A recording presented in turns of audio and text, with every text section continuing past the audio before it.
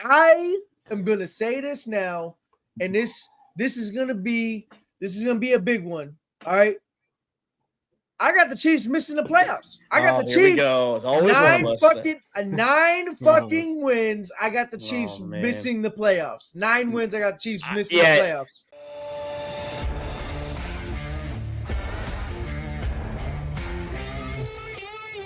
All About the Balls podcast with Mark Davis, Kriska Meinhardt, Luke Rule, Jake Winnikine, Alan Tomasella, and Nick the Doc Skirkle. Ladies and gentlemen, this is All About the Balls podcast. I'm Mark Davis. That's Luke Rule and Alan Tomasella. And Kriska Meinhardt will be joining us shortly. Just received a text. He is going to be here probably when we talk about the second team. When we say second team, we're talking the AFC West tonight. The Denver Broncos, the Las Vegas Raiders, Los Angeles Chargers, and your reigning AFC champions, the Kansas City Chiefs. Luke, I'll start with you, man. You weren't here for Sunday for the NBA Finals watch along. You were in the Sunshine State this weekend. How was Florida, and how are you doing, my friend? Yeah, Florida's great. I went to good old Lake County for like 4 days, so you got to see the fine locals of Lake County. Gotta get my little. Oh yeah, it was great. It's exactly what you expect, and that part of Florida, which is awesome. I'll be there in a couple weeks. Yeah, which is awesome. It's fun. Different crowd than I get out here. So, but yeah, it was good. Hung out with the family a little bit this weekend. I saw Wade. Beers were drank, so it was good. How was Sunrise? Did you go? Sunrise? No Sunrise? Okay, well, Alan, you were there this weekend. It was great to have you alongside with Chris. How are you doing the last couple of days? It's only been 2 days since we've seen each other, but how are you doing? Yeah, I'm doing fantastic, man. It was a great show. I think we had like 3 hours. I mean, we talked about a lot, and I was really pleased with how it turned out. Outside of the Thunder winning and Halliburton going down and ESPN force feeding that into our face 47 times. And the morning after, God, but I think that it was great. There's a lot of news happening in the NBA today, a lot of trades yesterday and today. A lot of things are moving. We got, that's the one thing that I like about the NBA offseason is that it happens right after the season. I mean, I think we got the draft next week, free agency right after that. I mean, draft is tomorrow. For people that are listening, it'll be tonight if they're listening because we're gonna post it the day after. So yeah, Wednesday night. Yeah. So shit. Tomorrow draft and then NBA free agency happens right around July 4th, man. Like I love that they just get it over with and then they can get these players into their teams. But I think we're going to see a lot more trades that are happening, and just all about the NBA. I love it. But we're here to talk some NFL, and I'm excited for this show. And Luke, speaking of the NFL, Alan and I think Chris hopped off at the time, but we brought up an idea, and I know we've talked about it before, but I think we're going to start doing live episodes on big primetime games. So week 1, Sunday Night Football, we might be live for the Baltimore Ravens and Buffalo Bills. Josh Allen versus Lamar Jackson. I may not be there. Yeah, you might not want to be. I may not be in there. You might. I mean, you can hop on and see how it is. I mean, we'll watch. Yeah. Wait till halftime. I might hop in. I mean, the first one will obviously be Dallas and Philly if we do it. Obviously, opening night, we might hop in there just kind of gauge it, see how we feel for the season. Nothing hurts to try it. We're all watching the game anyways. Why not bullshit about it with people and ourselves? So, but yeah, Luke, you might have to hop in. That could be either bad or good for you. But tonight. I'll hop out when it starts going bad. Yeah, you can do that too, which we would expect nothing less, obviously. But no, AFC West, like Alan said, the Broncos, Chargers, Raiders, and the Chiefs, it's going to be a good one. So let's start us off with the Las Vegas Raiders. Like I said, we will start with last year's last place team and work our way up to the first place team, which would be the Kansas City Chiefs. So this time we're going to talk a little – sorry, I'm trying to get this fucking logo off. The Las Vegas Raiders last year, they went 4-13, a bad year. No more Antonio Pierce. They bring in Pete Carroll and Geno Smith, so former Seahawks there. They draft Ashton Genty. They draft Jack Betts. They bring in Mostert. They bring in some guys to replace some of the defensive guys they lost, like Epps, Hobbs, and Morg. They brought Chen in, Stokes from the Packers. They had a good steal, I thought, with Jermaine Pratt from the Bengals was their leading tackler last year. So, guys, the Las Vegas Raiders, 2025 season, the Geno Pete era. How are we feeling? Yeah, I mean, I like some of the offseason moves they made. I mean, overall, I think they improved the team. Yeah, I get Pete Carroll's old. I mean, he's probably a short-term rental. He's probably head coach for maybe 2-3 years. But drafting Ashton Genty, I think that was the right pick for them. Got that solid every down back. I mean, I know Pete Carroll said he's not going to do that, but I think his hands going to be forced into doing it.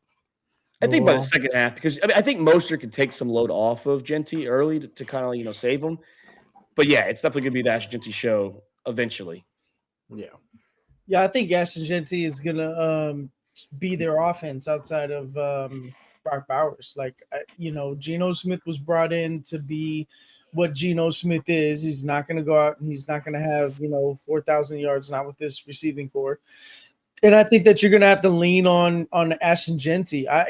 Pete Carroll is saying that he's not gonna 3 down back him and do all of this stuff. But you know what? I don't believe that right off the top. I'm looking at this team and I'm thinking if they're going to be competitive, then that means that they're going to get to the quarterback and control the time of possession in games. And I think that they do that with Genty. Brock Bowers is phenomenal. Obviously, he had crazy season last year. And I think that that's going to be able to repeat itself. I am a little bit worried because Pete Carroll never really had a dominant tight end. They've tried to bring in dominant tight ends. They've tried to do all of these different things, and they just could never figure it out. But I think Brock Bowers is good enough to overcome that. But you got to lean on Ashton Genty. You brought him in for a reason. You drafted him that high. He's a generational running back, and let's see how well he can protect Geno Smith. I wanted him for protection. He better pass protect. No, I agree with you. We said about Brock Bowers in the tight end system out there in Seattle. Pete Carroll never had a dominant tight end. Yeah, did they have Gerald Everett for a little bit? Sure. Did they have Luke Wilson here and there? Yeah, but that's not Brock Bowers. Geno Smith, obviously, too, in Seattle. Yeah. He had Jimmy Graham for a little bit too. Yeah, they went out and traded for Jimmy Graham to add that, and they just could never get it with Jimmy Graham. I think he had some solid seasons with. I think he had a good couple of years, but that was also without Geno. So Geno's not used to a dominant tight end either. And he had, in my opinion, I get it. They have Brock Bowers and Ashton Genty, which are probably better than the top two guys in Seattle. If you're doing running back and pass catcher, yeah, DK. But I would say maybe we don't know Genty's going to be compared to Kenneth Walker yet, but I do think that Geno has better talent in Seattle, and they went 10-7. His numbers, Alan, like you said, they weren't special. Yeah, he had over 4,000 yards, but that was with DK and Jackson Smith-Njigba. Jacoby Myers and Jack Betch and the other rookie receiver they drafted, can they be? I think the guy from Tennessee they drafted, can they be a guy that's going to elevate Geno? I don't think so. And this defense, too, is not going to save the Raiders' offense. Outside Max Crosby and Christian Wilkins, they lost Robert Spillane, which I still have on the thing for some reason, but – I don't think that they have the guys that's going to save the Raiders season, and they need defense to step up because this offense isn't the most talented offense. Yeah, and that's why I'm worried about them as a team is on the defensive side. They weren't a good defensive team last year. I don't think that they're going to magically bring that in to fix it. They gave up 434 points last year. They had a net points of minus 125. I think the offense will be better. I think the point differential will come down because I think Geno's better than what they had last year, better than Minshew, better than O'Connell. Yeah, but if you still give up 400 points, scored 350. Last year they only scored 309. Let's say they raised that number to 350. I still don't see them winning a ton of games. I think this is more of a rebuild type of year. Maybe it's a soft rebuild or a quick reboot to try to be competitive while Pete Carroll is healthy enough to coach. I mean, the guy is old. He's the oldest coach in the NFL right now. So I just don't know how long he's going to be able to last. And this team, I don't see that expanded, opportunity for them to compete within the next couple of years unless they make a big splash. Can they change their offensive line? Can they get their offensive line to what it was when Derek Carr was the quarterback, where it was, right up there with the Dallas Cowboys as probably being the best in the league at that time frame?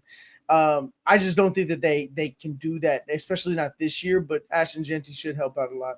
I think the Raiders are going to be competitive. I think they're going to be in a lot of one-score games. I just don't, like you said, the defense is going to be a problem, and I don't think Geno's going to make that much of game-winning plays, game-winning drives to sustain, the wins, the rhythm for the team. I'm not saying competitive losers because I've already saved that for a couple different teams, but I do think they will be competitive and they will lose a lot more than they're going to win this year. I believe 6-7 wins, that's kind of where they're at to me, and I don't think that's a bad thing to look at. It's also the toughest division in football, in my opinion. It's not like the NFC West where they won 10 games and they're only competing against the Rams.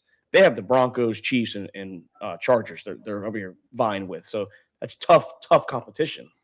Yeah. I'm right there with you. I think they're going to be improved from last year. I think they're going to compete in most of these games.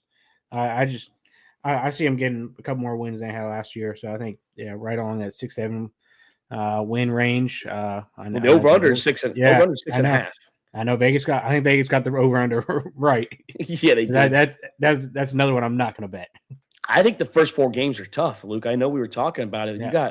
You got at Patriots, which I said I like the Patriots a little more than I know. Allen's probably with me on that one a little more than you guys do. I think the Chargers obviously tough, and they play the Commanders, and I think the Bears are going to be good, even though it's in Las Vegas. The Bears faithful will probably travel to that game a little bit. Bears fans do travel. They're not the terrible fans.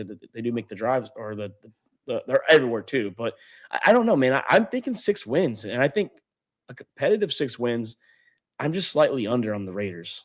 Yeah, I'm looking at the schedule right now, and it's tough for me to come away with 6 wins because when you look at it, they're the last in the division. They were one of the worst teams last year, and they still have, some of the hardest teams from last year. They got the Eagles, they got Texans. These are out of obviously out of division games. Their division games are going to be tough already. You got Cowboys. Okay, Jaguars. We don't know what the Jaguars are going to be, but they're going against the AFC South. So Colts, Titans, Jaguars, and Texans. Those are tough games. You just mentioned, Chicago Bears. Before the show started, you think that the Bears are going to be better, and you think that the Bears are going to be competitive. So that's a tough game. They got Commanders on here too. I just look at this schedule, and I'm just like, I don't know where they can. They're going to have to steal a couple of games to get to 6. And that's why I don't trust the Geno. We saw Geno and Pete in Seattle, and it doesn't. Yeah, did they get 9 wins every year together? And did they get 10 wins last year with Mike McDonald? It wasn't Pete's team last year. So, yeah, they did do all that, and that's cool. But Geno's numbers were pedestrian last year, and that was, with my opinion, better receiving core. Yes, maybe a better running back this year. We'll see if he's better than Kenneth Walker. But Kenneth Walker was no slouch either. He's no bum. So I don't like this team this year as to win games, and it's tough. They might win 1 game in the division. They might go 1-5. They might go 6. Yeah, I think I'm going to stick with the under, but I think they get right around 6 wins overall. I think they're slightly improved from last year. I'm sure they steal a game somewhere. They always find a way to do it. They did last year against the Ravens. It might. I know we're going to talk about this team a little bit later, but it might be one of those games against the Chiefs. They might a couple years ago, and they've done it a few times where they've stolen a game in Arrowhead. They beat them in prime time. They beat them on Christmas Day 2 years ago when Aiden O'Connell, I think that might have been his first start. He beat them in Arrowhead, like Alan said. Yeah. Oh, Christmas too. That's not like some normal Sunday game at 4:25. Exactly. It was. Everyone's watching you. That was before Netflix, so everyone was definitely watching that game. That was a painful game to watch, though. That game cost me Dynasty because that was the game they didn't throw Devontae Adams at all because they ran the ball and they picked off Mahomes and had a pick 6. So there was no Devontae Adams. So that game cost me the Dynasty's game that got me in the 3rd place week game. So brutal to watch. But that's the Las Vegas Raiders. I'm excited to see the team because I want to see Genty and Bowers together. I think that'd be a cool 1-2 duo. I think that might be one of the best 1-2 duos to watch, entertainment wise. I mean, I'm definitely going the under on this one, 6.5. They'd have to hit 7 for them to win. I'm hitting the under on this. Well, that's the Las Vegas Raiders, boys. The Raiders. Off to Mile High and the Denver Broncos, a team that went 10-7 last year. First year with Sean Payton and Bo Nix together. Sean Payton's 3rd year, but Bo Nix's 1st year. I thought a big offseason for these guys. Evan Ingram, Dre Greenlaw, Hufanga, 2 of them former Niners. And I thought a solid draft with Jim Thorpe Award winner. That's right, Texas Longhorn, Jahad Barron. And R.J. Harvey, a pretty good running back, in my opinion, at UCF. They bring in J.K. Dobbins and Pat Bryant. Pat Bryant's a rookie receiver. They didn't lose much. Javonte Williams, yeah, but you placed him with R.J. Harvey and Cody Barton. Yeah, okay, that's a big loss, but you bring in Dre Greenlaw. You see it on the screen. They got blown out against the Buffalo Bills in Buffalo, 31-7, Bo Nix's first game. But, guys, the Denver Broncos, a lot of hype this year, big offseason. What's the regular season look like? Yeah, I think this is a continuation off last season for Bo Nix. I don't see too much of a regress from him. I mean, it wasn't like he can't start out the gate balling out. Like he worked his way up to being a good football player and learning Sean Payton's offense. And I think now he's got actual good weapons around him. I know you left it off there, but Evan Ingram is another addition they had. Oh, I didn't have him? No, I don't think you had him on there. I didn't. He was first name He's on the top. Yeah, he was the very first name I had. Yeah. I missed that one. He was the biggest, yeah, he was the biggest. In my opinion, he was the biggest addition because they needed a tight end, and that's big for him. Yeah, the only problem with Evan Ingram is he going to be healthy? I think he was pretty healthy all last season. Yeah, no. Last year he was pretty big. The year before is when he balled out, and you were talking about Bo Nix approving. Arguably, he was actually better than. I would say better. He was on the same level as Jayden Daniels. Now, obviously, Jayden Daniels went to the NFC Championship, and I'm not going to discredit that. But if you're talking if you look at the season stats, passing wise, very similar. 29-12 for Bo, 25-9 for Jayden Daniels, 37 plus 100 yards plus for Bo, 3,500 plus for Jayden Daniels. Yeah, he did throw the ball a little more. Percentage wise was better for Jayden Daniels. They're very similar. Now, obviously, the postseason success, that's where Jayden Daniels thrived, and I would say Jayden Daniels had maybe less help all around. But Bo Nix was no slouch. And I'm going to say it right now. Bo Nix, in my opinion, is going to be a top 5 MVP candidate this season. I believe he's not going to have a sophomore slump. He's going to have a sophomore shining season, a triple S, not a sophomore slump. And I believe the Denver Broncos, said it all offseason, is going to be the 2025 AFC West champions. I'm going to be on record to keep saying it. Unless somehow Bo Nix gets hurt in the preseason, the Denver Broncos will be AFC West champions. Bo Nix will be a top 5 MVP candidate and will have his name in the hat to win that award. Listen, I think that the Broncos are a good team. I think that Sean Payton is a very good coach. I would go with great, but he's only really got one championship. And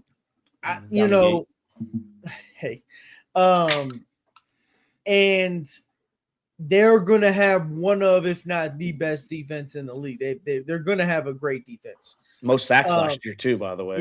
Yeah. And they've got phenomenal corners, so sacks and good corners really puts pressure on the opposing team. Best corner, by the way, too. If you ask me. I worry about the middle of the defense, and I'm not really sure if their safeties are going to be able to keep up with as good of the corners that they have, but we'll see. We'll see. I mean, Brandon Jones and Hufanga, if he's healthy, that's a pretty good. Hufanga's got to stay healthy. That's he's got to stay healthy. He's got to stay healthy. But I do look at this schedule and I'm like, this is a tough schedule for the Broncos. Now, I think that they'll probably come out of week 7 5-2. I'm looking at the schedule. They've got Chargers, and then they've got the Eagles. Is any Chargers game really a home game? That's still up for debate. But you've got Titans, Colts. They're going to start off hot. At Chargers, Bengals, at Eagles, Jets, at the Jets. But and then you got New York Giants. I think they can come out of that 5-2. Jets game's a London game. Either way, I still think that they can come out of that 5-2. I think they're gonna. It could be hot. I think they're gonna toss up though. I think they upset Philly in Philly. I think they're gonna split the Chargers. So I think 6-1. If you ask me, I'm bullish though. I mean, maybe I'm speaking with the bias because I believe in. I like what they did with J.K. Dobbins and R.J. Harvey. You bring them in with Sean Payton, who loves to use the running back carousel. He did it with the Saints, and he did it last year too. Just the problem was the running backs weren't good last year. J.K. Dobbins wasn't that bad last year when he was on the field, and I think Harvey is a stud. He's going to be one of the questions we have after the show or after the individual stuff. We're going to ask about R.J. Harvey and the other 2 rookie running backs. I think this team right here is a lot better than we think. I think the Ingram addition with Cortland Sutton and Vele was playing pretty good last year. It's going to be big for Yeah, Bo Nix. I'm not sold on their pass catchers, and Evan Ingram. I got to see him being healthy throughout the year.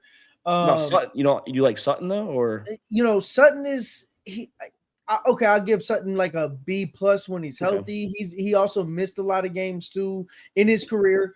He had a couple seasons where he missed. But he is one of the best, like on with a defender on him being able to catch the ball. Okay, I'll give you that. I'm not really sold on their pass catchers. And so a lot of their game, they scored 425 points last year. I mean, and so you got to look at that and you got to think they're one of the highest scoring teams last year. So yeah, I think Sean Payton's going to put them in the right positions. I look at this schedule and I mean, it's pretty tough, especially the second half of the schedule is really tough. I mean, you guys aren't high on the Green Bay Packers. I think the Packers are going to be good again this year. But they finished the season at the Chiefs and against the Chargers. And I'm looking at this. I think they might be able to win one more game than last year. And I'm not saying that that's a bad season at all. Like I think it's going to be a good season. That might win them the division. It might this year. It might this year. Now, Luke, I don't know how you feel about this, but I feel like the Broncos, the offense might only have to score 21 points every single week because you just mentioned this defense. I don't know how you're going to score in this defense. A lot of turnovers, a lot of sacks last year. Points per game was up towards the top. I mean, there's not much defenses that are going to be better than this. And you add Jahad Barron, who we're going to ask about Rookie of the Year potentially, with Pat Surtain, the Defensive Player of the Year last year. But I mean, you have corners, safeties, you have the linebackers, you got a pass rush. The offense might only have to score 21 points every single week. Here's my problem also with this team is that, and I don't know if it's a problem, but you have Bo Nix in this, like, you think he's going to be top 5 MVP votes. And I'm saying that Bo Nix has a ceiling. That was the biggest issue with him in the draft, is that he had the lowest ceiling out of all of these guys, which is why he still got drafted in the first round, but he still got drafted where he got drafted because he had the lowest ceiling out of all of these guys. He's older. Is Sean Payton going to be able to get more from him than he got from him last year? Yes, he was a rookie last year. He's going into sophomore year, but teams are going to have more tape on him. They're going to be able to take away some of his favorite plays or his little go-to cues. They're going to be able to take those things away. And I don't know if Bo Nix has the ability to push past when a team takes away his first options. And that's where it comes into his ceiling. And so this team is going to ride off of the ceiling that Bo Nix can reach. But you're talking about age. He's younger than Jaden Daniels and Michael Penix. He only played 5 years in college. Those guys were in 6. So he's younger than Jaden Daniels, who was Rookie of the Year. All of them are old. All of them are old. And what we saw is that 3 of them are old. Jaden Daniels' ceiling is higher, at least. No, I agree. I agree. Yeah. I agree. He's got the talent. I'm not taking him from Jaden Daniels and Michael Penix. Well, we don't know what Michael Penix is going to be yet, but Bo Nix is just getting better. And you put him with a coach who knows how to call plays for him. They know how to run a system. And you think about it, he took a complicated Sean Payton offense in year 1 and made it look easy to him at times.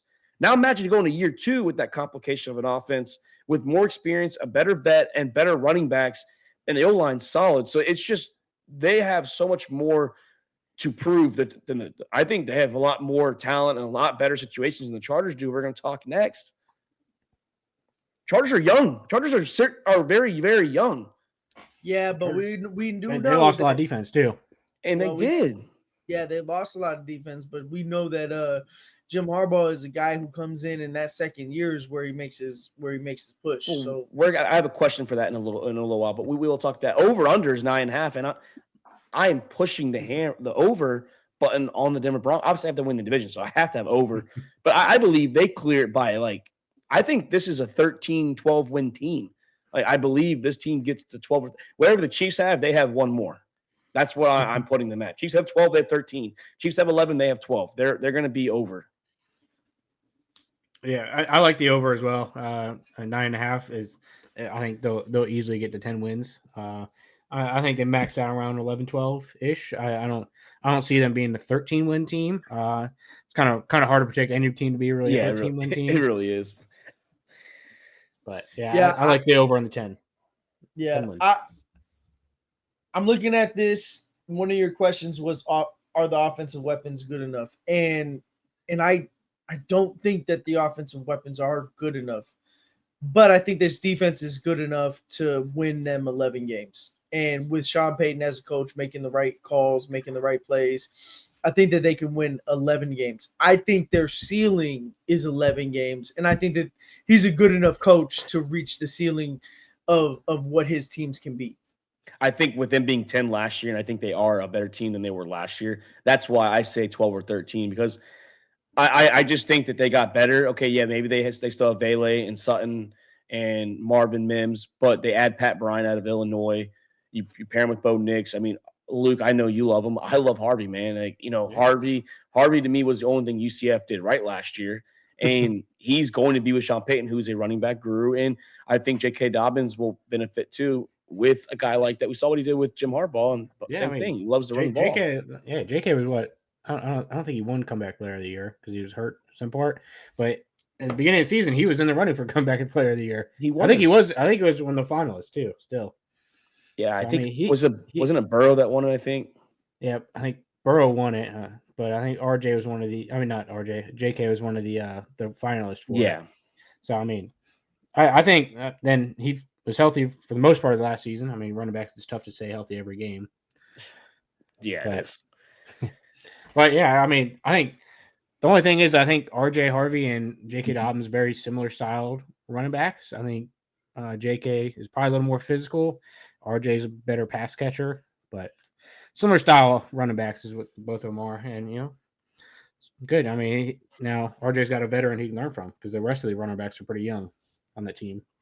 And I don't think Sean Payton trusts those guys either. That's obviously why they drafted Harvey in the second round, by the way, which his draft talent or his draft stock, no disrespect towards him. It was like a third rounder, fourth rounder. It wasn't a second rounder. I know it was towards the end of the second round, and they got him when they got him. Maybe it's a steal. I mean, we're going to find out what they do this year. And that's the Denver Broncos, man. Let the ponies ride. Let them go.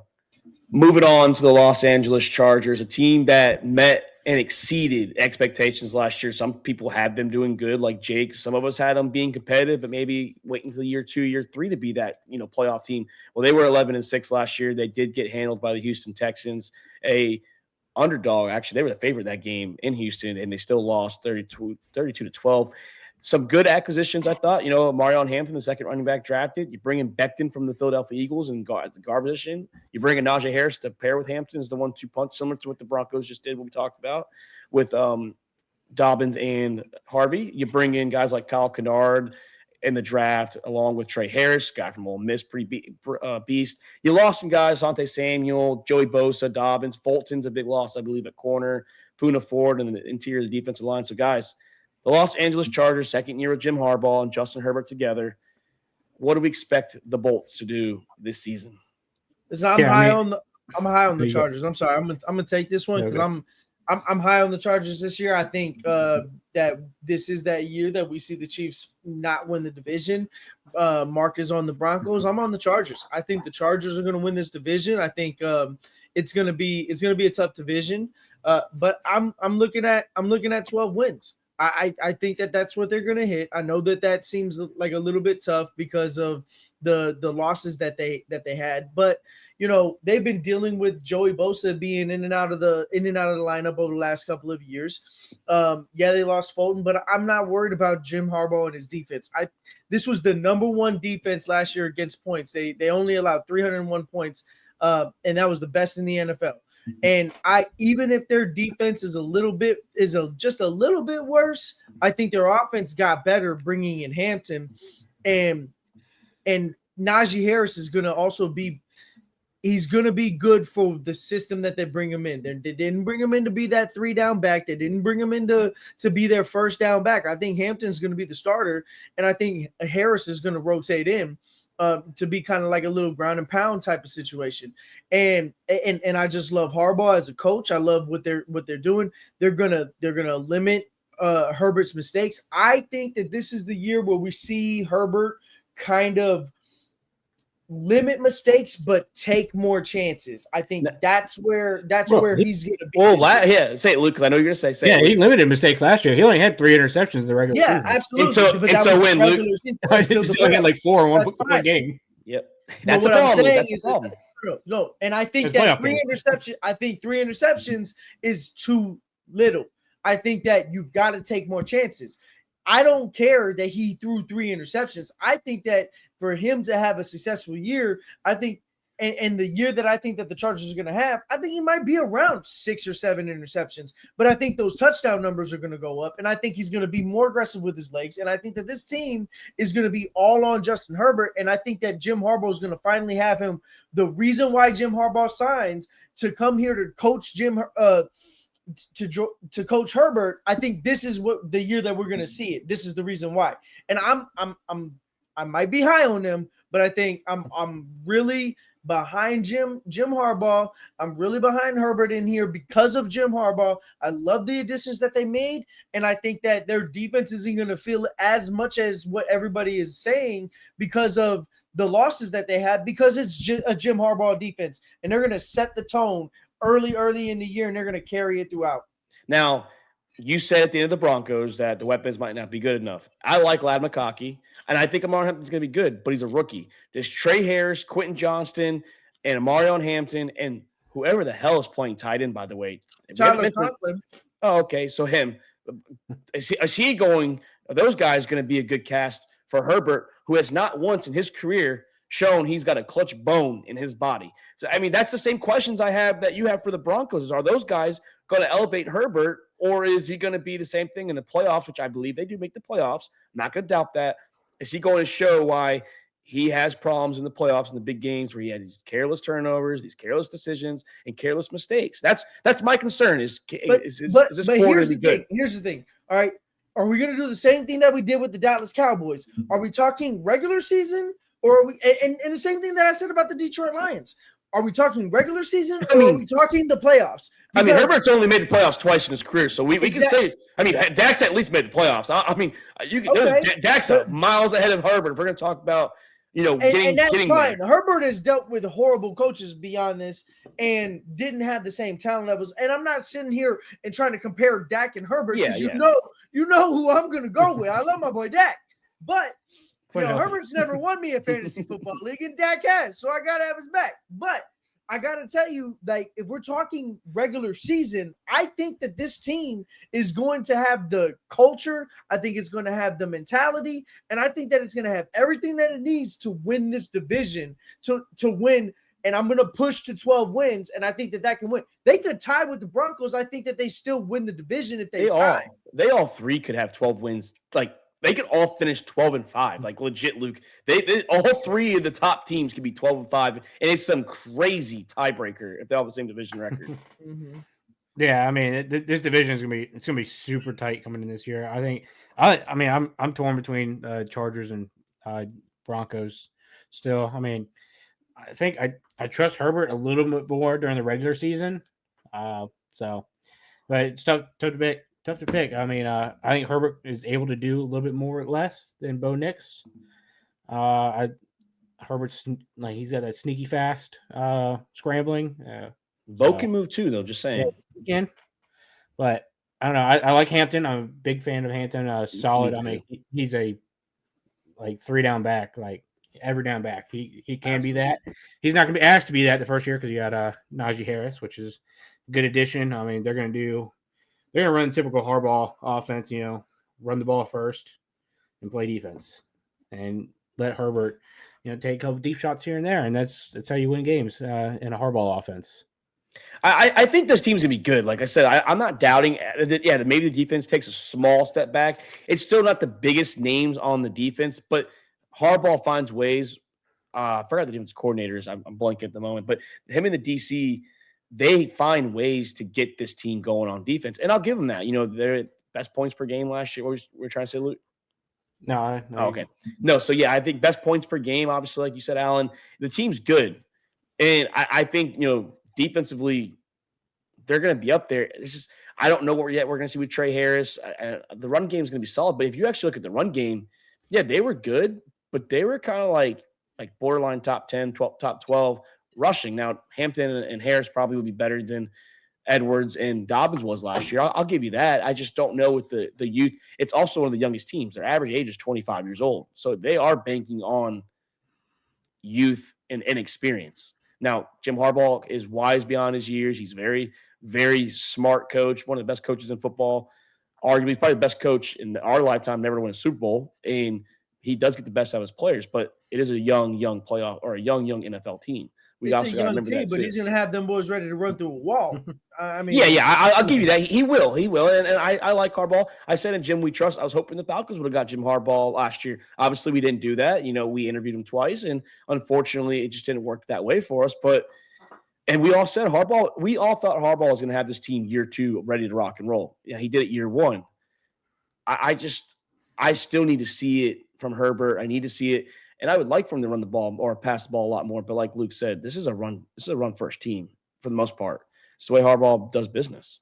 Yeah, well, I'm going to just dive into the schedule here because we just did this with the Broncos. And the first game, I believe, is a by the way, game. It's before you say anything about the schedule, they fucked the Chargers against the Chiefs.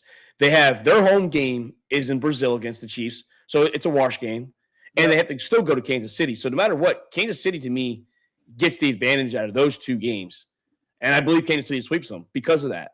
I'll give you that it's not – their home game is the Brazil game. But I'm not looking at that Brazil game as a positive for the Chiefs. I think it's a positive for the Chargers.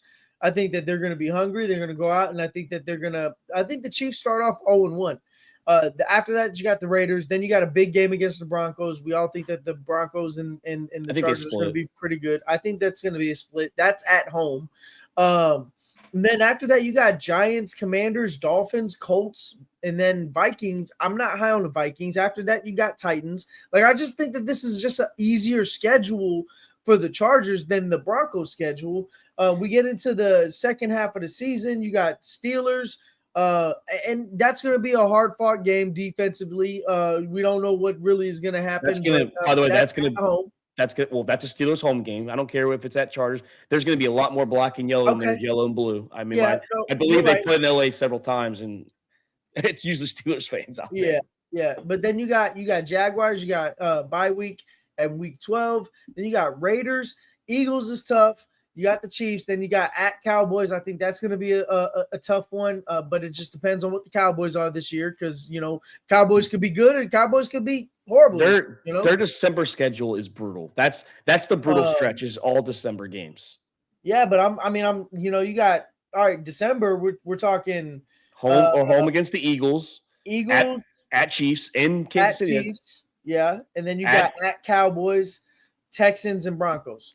Broncos. So that's 3. That's 3. Or I'm sorry, that's how many Cole games? Chiefs and Broncos. And yes, that's 2 Cole games in December. And that Broncos game is probably going to be starters play versus starters. It's not going to be bench players because, like Luke said, it's probably going to be playing for position at that point. I think they're playing for position. They might be playing for the division at that point. It could be winner take all at that point. Yeah, it could be. But I do look at the schedule and I'm like, all right, going into the bye week. They could have 7-8 wins going into the bye week in week 12. I think they're going to hit the over. The over's 9.5. Same thing's different. Yeah. I think the worst of these 3 teams. We're going to talk Kansas City next. The worst of these 3 teams is going to be 10 wins. Like that's the floor for all 3. No one's going to be below, in my opinion, 10 out of the top 3 in the AFC West. I believe the Chargers are anywhere from 10 to 12 wins. I could see second place. I could see first place. Don't get me wrong. I'm not delusional. I'm not saying they can't win the division. I don't think they will, but I'm not saying they can't. And I think the range is obviously third place with 10. 10 to 12 is my range for the Chargers, and that's still over. Yeah, I mean, it's really hard with these 3 teams because all 4 teams now have probably future Hall of Fame head coaches. So I mean, three Super Bowl winning coaches and a guy that's been in the Super Bowl. Yeah, so I mean, and won a national championship. Yeah, I think Jim at the end of the day will make the Hall of Fame at some point. I mean, obviously he's not done, so he's still got an opportunity to win the Super Bowl. But I mean, the coaching in this division is just like crazy compared to like the rest of the divisions. Coaches are hard, by the way, to get into the Hall of Fame. There's not that many in there. And obviously Andy Reid's a Hall of Famer. I mean, he's got I 3 think Super Bowls. Pete Carroll has an argument. It's just hard because there's a lot of coaches with 1 Super Bowl that's not in. I mean, it's just coaching is a lot harder because it's more of a players thing that they get in. It's a lot more the players are like how much more meaningful they are. Bill Belichick will be in, of course. He's got 6.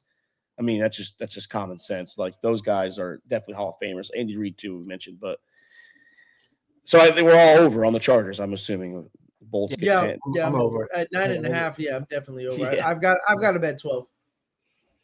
That's the Los Angeles Chargers, and entertaining team it will be this year. It'll be a talkative team too. It'll be a team we talk about a lot this season. That's the Bolts. Yeah. Next, the Kansas City Chiefs, the reigning AFC champions, the reigning 9-time AFC West champions. That's right, led by Patrick Mahomes, Andy Reid, Travis Kelce, and Chris Jones on the defense. Not a very big offseason with the guys they got. They did get Fulton from the Chargers. That's a pretty big pickup, I believe. Jalen Moore, the Niners threw a parade when he left. Josh Simmons, guy from Ohio State. That's a big name. He's been rumored to play right away. Lost a lot of guys on defense. You know, you lost Noddy, you lost Reed, you lost Ooch, you lost Wharton. I thought Watson, Hopkins, decent little names he lost, but that's the question with the trio receivers we're going to talk about. Got blown out in the Super Bowl, obviously, against the Eagles.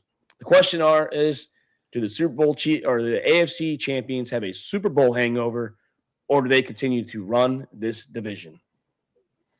Yeah, I think this is a step back year for the Kansas City Chiefs.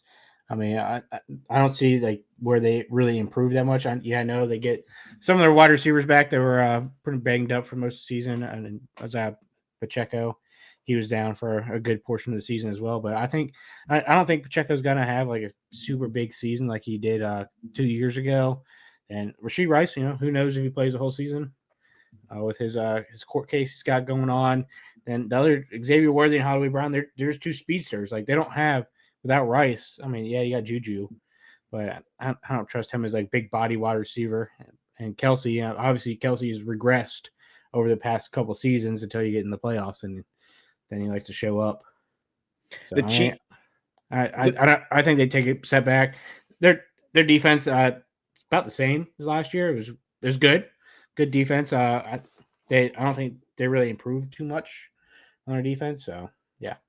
Obviously, take a step back. They're 15-2. Allen said it. Not many teams go back-to-back 15-win seasons. We talked about the Lions last week. That's just not going to happen. I mean, it's very rare. If they do, hey, then respect to them. I mean, there's nothing you can say about it. Obviously, the question is the receivers. Are they going to stay healthy? I don't think Rice is going to have a problem with his legal issues. I think that's going to be more of a 2026. Yeah, every report that I've seen, and I don't mean to cut you off. I just want to interject there that everything that I've seen is that Rashee Rice isn't going to be touching this until maybe even next year. I mean, it's not even going to go to court until this season is over. So we don't know what's actually going to happen with that. He's going to play this year. And when he was there last year, the first few weeks, I know it was just a short sample size in year 2 for him, but he was arguably a top 3-4 receiver last year before the injury. Freak accident when Mahomes was trying to make a tackle, and the guy dodged it, and he ran into his own guy. Unfortunate. It wasn't, dirty play or anything. He was there. Pacheco, you mentioned Luke. I understand he was hurt, but only averaged 3.7 yards a carry. That's way down to what he did his rookie or his year before that. So what does Pacheco do? What is the running game going to do? Because that was a big piece in the last couple of years when the running game when they were in the Super Bowls. Running game was pretty good. Does Mahomes get back to Patrick Mahomes, or does he continue to be what he was the last 2 years? I get it, Super Bowl winner and a Super Bowl attendee, but do those stats get back to what he's been doing? Does he get back to the 35 touchdowns, 8 interceptions, 4,800 yards? Does he get back to that? That's what they need him to do. Yeah, so where I'm at with this team right now, and just to answer your question right off the bat, I think the answer to that is no. I don't think Patrick Mahomes is coming back to anything. I don't think that we've seen a steady progression of him going. Well, I'm sorry, a steady regression from him. And maybe the year before last year, you could say, oh yeah, that's on the wide receivers. That was on the pass catchers. Most drop passes. last year what we saw out of him, and this is not recency bias. This is not because the last thing we saw out of him was the Super Bowl. We saw last year he wasn't making the right reads. He wasn't throwing the ball with that same zip. He was throwing into bad places. Last year he did not play great. And what's crazy is that we have this narrative that, again, and we talked about this with the AFCs.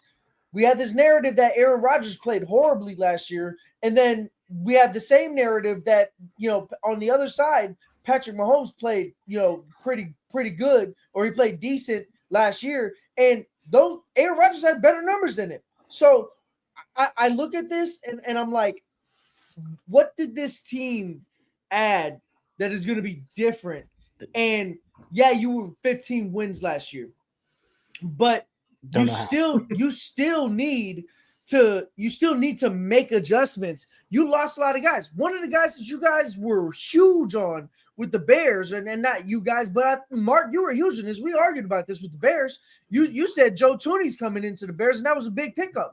Well, the Chiefs just lost Joe Tooney. What do they do to replace that on the offensive line? Joe Tooney was big. Now, the problem with Joe Tooney was they asked him to go into a position that he was not used to playing because they had tackle issues. He went from left guard to left tackle, and that's not what he is. He's a left guard. That's a big issue. Yeah, that's why I think the Bears, he's going to be good because he's going back to his natural position. I'm not a fan of this offensive line. Mahomes has been getting chased around, and I don't blame Mahomes. Yes, his numbers have gone down, and he's doing so much because he's running for his life, and eventually that catches up to you. I don't care if you're Lamar Jackson, Josh Allen, Joe Burrow, Patrick Mahomes. If you're running for your life on a consistent basis, you're going to get figured out in the regular season. Yes, he's dynamic, and he's made playoff runs, and I respect it. You can't take that away from Patrick Mahomes at all.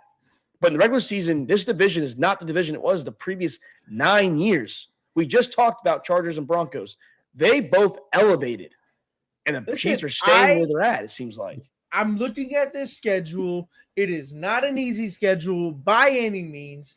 I think that this Chargers game is easily 1-3 to start off the season. Easily 1-3 to start off the season, and I'm looking at the rest of this season. After that, yeah, you got a couple of gimme games with not a couple, but I mean, you got the Giants in there, so that's probably your 1-3 in the first 4. Yeah, that's definitely the one. That's the guaranteed one at least, right? Yeah. But that's at New York, and then after the Ravens, you got the Jaguars, Detroit. I think the Raiders are going to steal one from the Chiefs. Commanders, Bills, Broncos, Cowboys, Texans. I mean, you got the Colts in here somewhere. I still don't know what to make of the Colts. But the Colts, historically, the Colts are a team that give Patrick Mahomes trouble every time they play. I am going to say this now, and this is going to be a big one. All right. I got the Chiefs missing the playoffs. I got the Chiefs. It's always 9 fucking wins. I got the Chiefs missing the playoffs. 9 wins. I got the Chiefs missing the playoffs. I have them regressing from the 15 wins, but I'm never going to say Patrick Mahomes is missing the playoffs. I was called crazy for them saying they could be third place in the division, but I still think third place in the division for them makes the playoffs.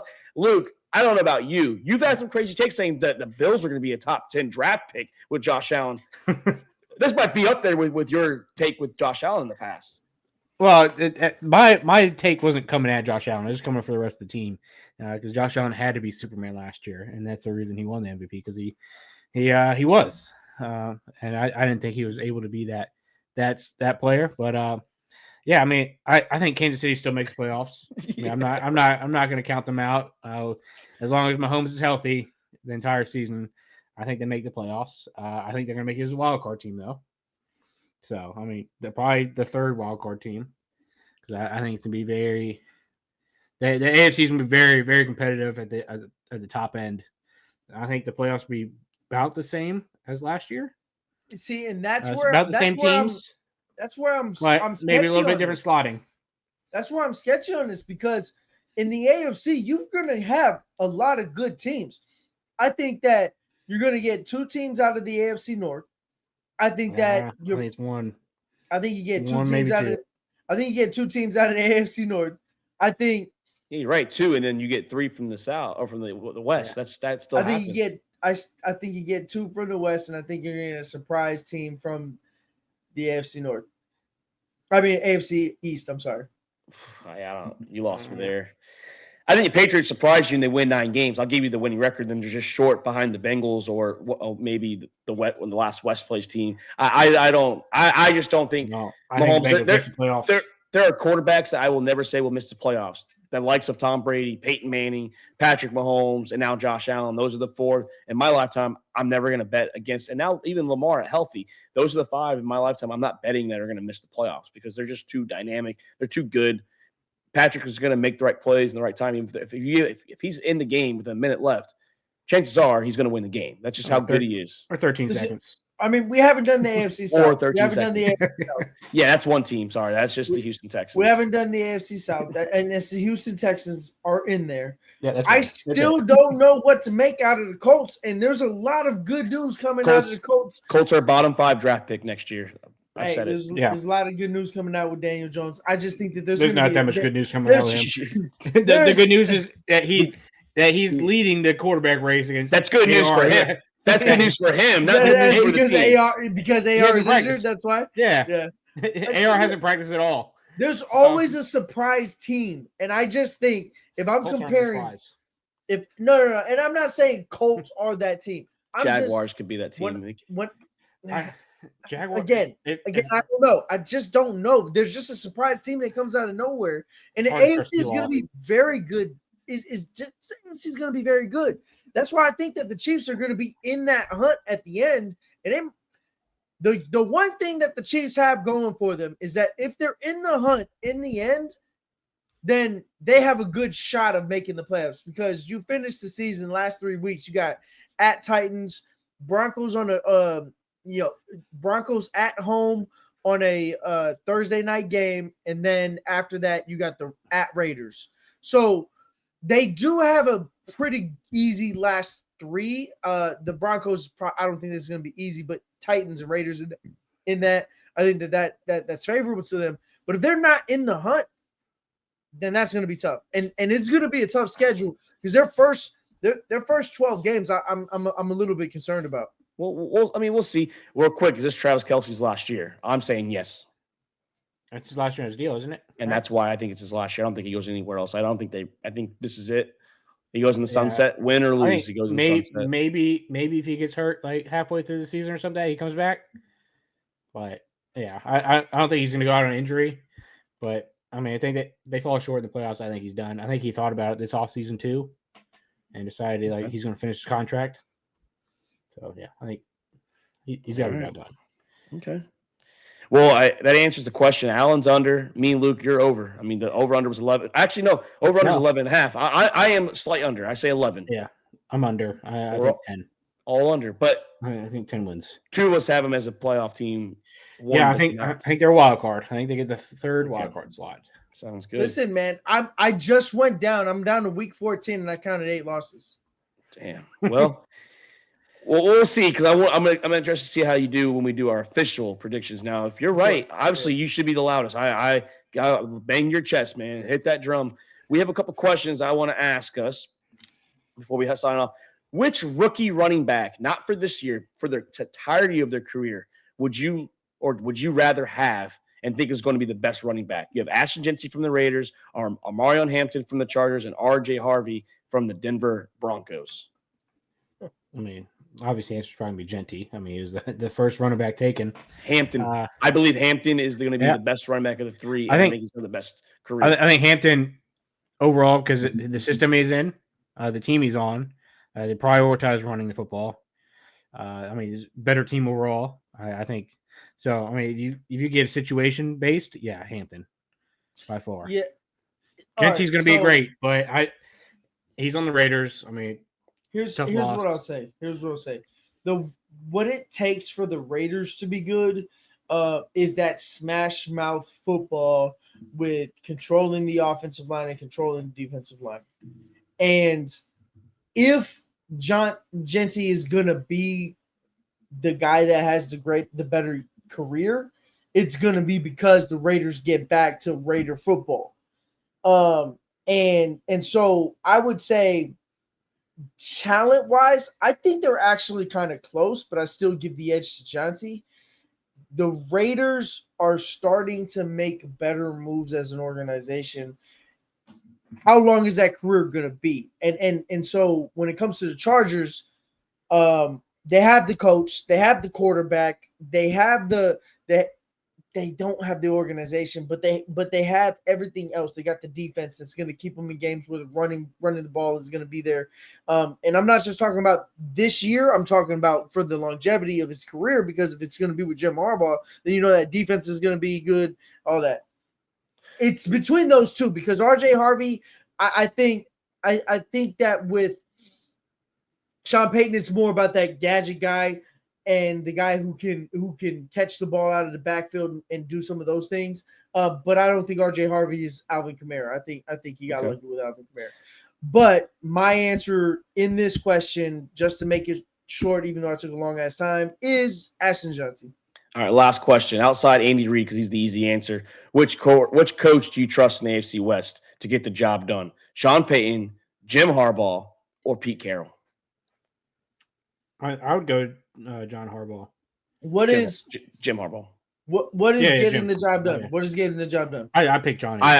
You'd think in the next couple of years they're gonna have the best chance to win the Super Bowl, and I believe it's Sean Payton, because I believe the Broncos are the best team. And unlike Jim Harbaugh, Sean Payton's got the job done, so I'm gonna go Sean Payton.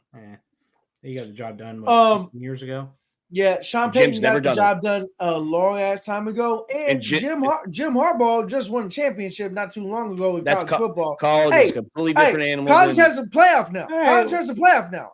You know what? I think it's still competitive. College is easier to coach than the NFL. Sean Payton's coached a lot more years in NFL than Sean Payton. Sean Payton also did it in a faster time frame than Jim Harbaugh did too. Yeah, but then never got back. So okay, Jim got there once and then got canned and never got back. He chose college. He chose college, went down there, did what he said he was going to do, won a championship, and then came back to the NFL. After everyone said he should have been fired for years, but that's okay. Hey, I mean, my answer, if the answer is not Andy Reid, then my answer is Jim Harbaugh. Yeah, Andy Reid's obviously. That's why I didn't want him. If it's Andy Reid, that's why he's the GOAT out of the four of them. But guys, AFC West, that was exciting. Next week, NFC West is going to be even more exciting with Jake in here. So that's Alan Tomasello. That's Luke Rule. I'm Mark Davis. All of the Balls podcast. Have a good one. See you next time. Thank you for checking out another episode of All About the Balls podcast. We want to thank all of our listeners and supporters of the Sack House. You can listen to the show on Spotify, Apple Podcasts, and YouTube. And don't forget to subscribe and give us a follow on Twitter and Instagram @the Sack House.